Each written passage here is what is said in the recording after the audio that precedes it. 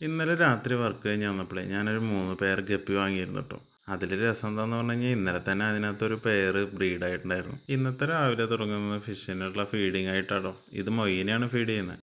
വലിയ കുളത്തിലുള്ളവർക്ക് മൊയ്നല്ല കേട്ടോ, ചെറിയ പെല്ലറ്റാണ് കൊടുക്കുന്നത്. രാവിലെ ഫീനിലുള്ള ഫീഡിങ് പരിപാടി ഭയങ്കര രസമുള്ളൊരു പരിപാടിയാണ്. കഴിഞ്ഞ ദിവസം മേടിച്ചുകൊണ്ടുവന്ന ചെടിയായിരുന്നു കേട്ടോ. ഇത് 2 പ്ലാന്റ് ഉള്ളതുകൊണ്ട് 2 ചട്ടിയിലേക്കാക്കി വെക്കണം. ചകിരിച്ചോറും മണ്ണും വളവും കൂട്ടിയിട്ടൊരു മിക്സ് ഉണ്ടാക്കി ചെടി നട്ടു. അത് നേരെ എടുത്ത് ഹാളിലേക്ക് വെക്കുകയും ചെയ്തു. ഇതിനും സെയിം വൈറ്റ് പോട്ട് തന്നെയാണ് കേട്ടോ വാങ്ങിയിട്ടുണ്ടായിരുന്നത്. നല്ല ഭംഗിയുണ്ടല്ലേ കാണാൻ.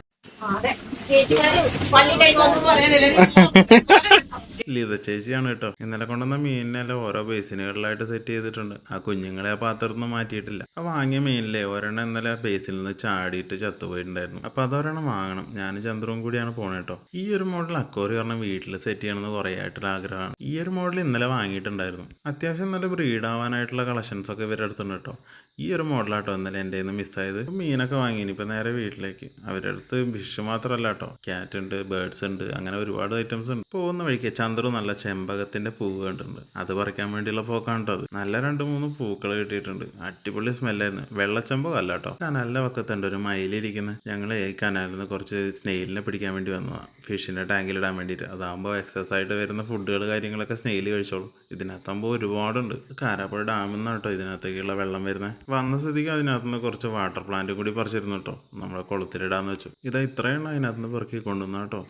അമ്മേ സന്ധ്യാമ്മേൻ്റെ അടുത്ത് വന്നപ്പോൾ കുറച്ച് മാംഗോസ്റ്റീൻ കൊണ്ടുവന്നിട്ടുണ്ടായിരുന്നു. ഇതിൻ്റെ താഴെ കണ്ടോ ഒരു 3-4 കട്ടിങ്.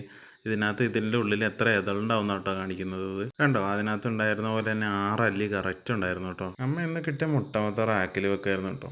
ഇതൊരു 3-4 റാക്കാകുമ്പോൾ ഒരുമിച്ച് കൊടുക്കാറാണ് പതിവ്. പിന്നെയുള്ള പരിപാടിയായി മാവിൽ കുറച്ച് മാങ്ങ ബാക്കിയുണ്ട്. അത് പറിക്കണം.